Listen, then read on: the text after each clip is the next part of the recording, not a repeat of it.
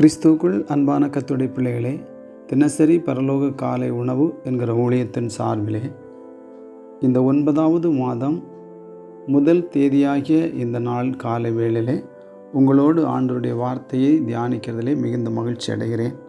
அன்பான கர்த்தருடைய பிள்ளைகளே, இந்த 9ஆம் மாதம் முதல் தேதியிலே நமக்கு ஆண்டவர் தந்திருக்கிறதான வார்த்தை ஏசாயா 3ஆம் அதிகாரம் 10வது வசனம்.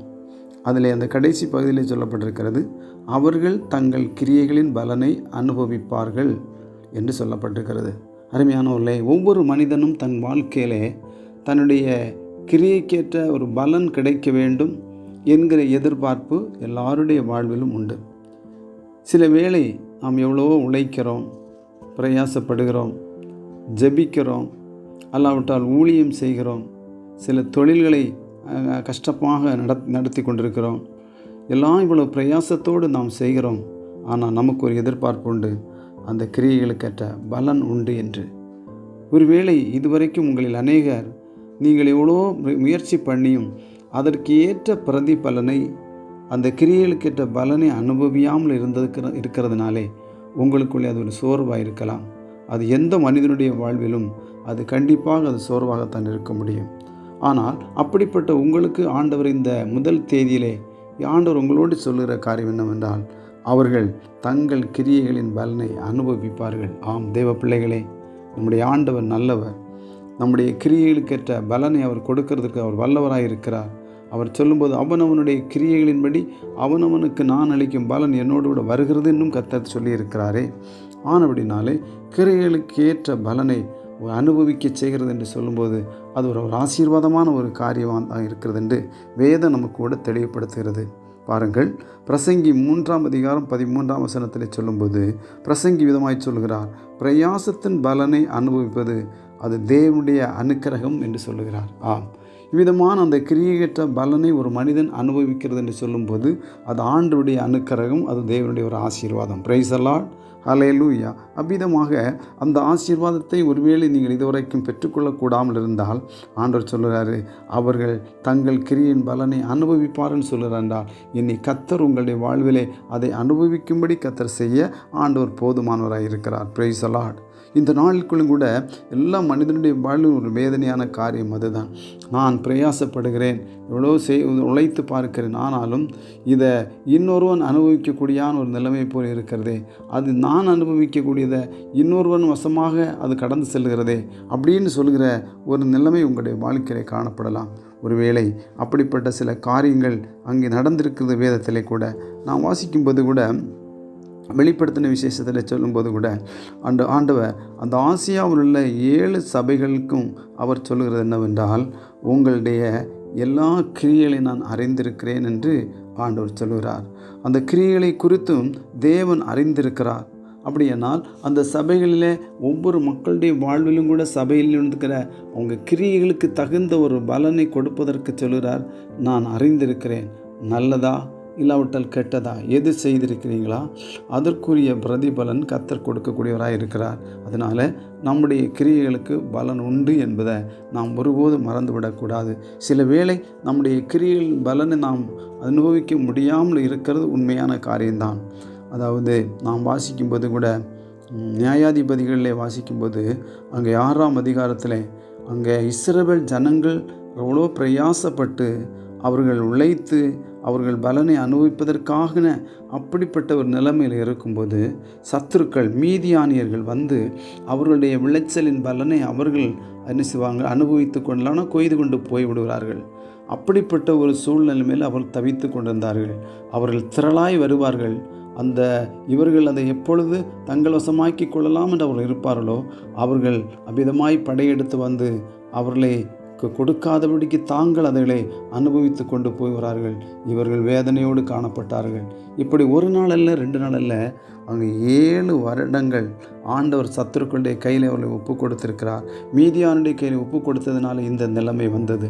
கடைசியாக அந்த ஜனங்கள் ஆண்டவரை பார்த்து முறையிட்டால், ஆண்டவரே விதமான ஒரு நிலைமை இருக்கிறதே, எங்களுடைய பாவங்களை மன்னித்து எங்களுடைய குற்றங்களை மன்னித்து ஆண்டவரே நாம் உங்களை விட்டு தூரம் போன நிலைமையிலிருந்து எங்களை மன்னித்து எங்களுக்கு ஒரு மீட்பை தர வேண்டும் என்று சொல்லி தேவனிடத்தில் முறையிட்ட போது கர்த்தர் அவருடைய விண்ணப்பங்களை கேட்டு பராக்கிரமசாலியாகிய கிதியோனை கர்த்தர் எழுப்பினார்.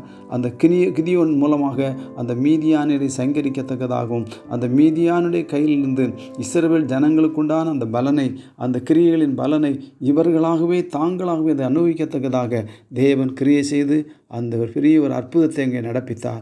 அதன் மூலமாக மீதியானியர் தோற்கடிக்கப்பட்டார்கள், மீதியானோர் துரத்தப்பட்டார்கள். இனி அவர்கள் வந்து இந்த தேசத்திலே தம்முடைய பிள்ளைகள், ஆண்டுடைய பிள்ளைகள் அனுபவிக்கிற கிரியைகளின் பலனை அவங்க எடுத்துக்கொள்ள முடியாதபடிக்கு தேவன் அவ்விதமாய் மாற்றிவிட்டார். Praise the Lord. அன்பான கர்த்தருடைய பிள்ளைகளே, ஏனென்றால் சில வேளை அவ்விதமாக நம்முடைய கிரியைகளின் பலனை அனுபவிக்கக்கூடாதபடிக்கு நம்மிடத்தில் கூட சில தவறுகள் காணப்படலாம், சில குறைகள் காணப்படலாம். அதை அன்றைக்கு அந்த இஸ்ரவேல் ஜனங்கள் உணர்ந்து தேவனை தேடினார்கள், ஆண்டவரே எங்களுக்கு உதவ வேண்டும் என்று.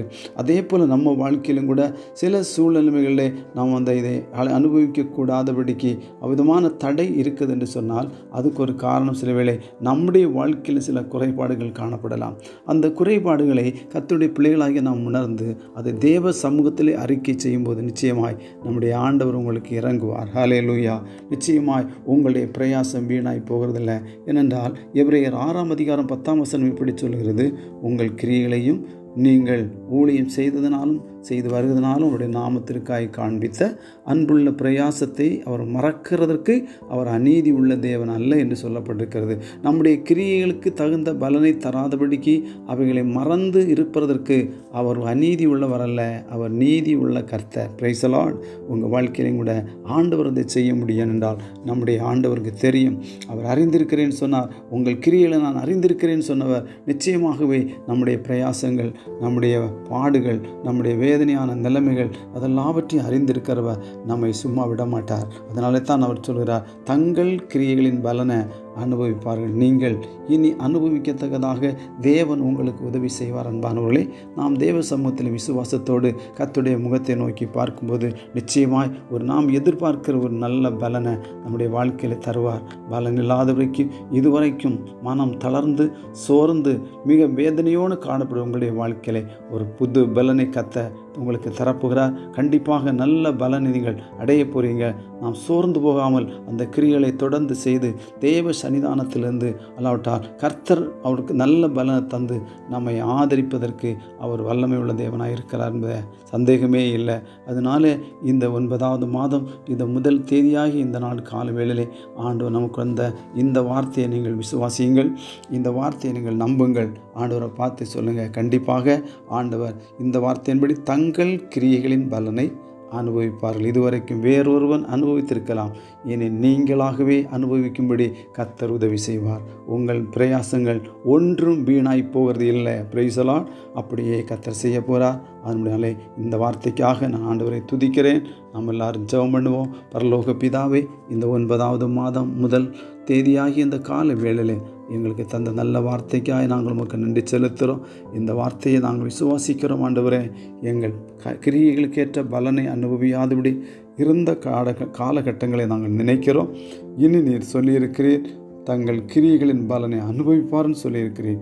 கர்த்தர் எங்களுக்கு தாரும். இதை சத்துரு இனி அனுபவித்தது போதும், நாங்களாகவே அனுபவித்த அந்த பலனை காணும்படிக்கு கர்த்தர் எங்களுக்கு இரக்கம் பாராட்டும்படி செபிக்கிறோம். இந்த நல்ல வார்த்தையை தந்திருக்க நன்றி செலுத்துகிறோம். ஒவ்வொரு பிள்ளைகளுக்கும் இந்த ஆசீர்வாதம் உண்டாவதாக தொடர்ந்து பரத்திலே ஒப்புக் கொடுக்கிறேன். பிள்ளைகளை பாதுகாத்துகளும் நடத்தும் ஆசீர்வதியும் நன்மையை காணச் செய்யும். இயேசு கிறிஸ்துவின் மூலம் ஜெபங்கள் நல்ல பிதாவே. ஆமேன், ஆமேன். God bless you. கர்த்தர் உங்களை ஆசீர்வதிப்பார். ஆமென். Praise the Lord.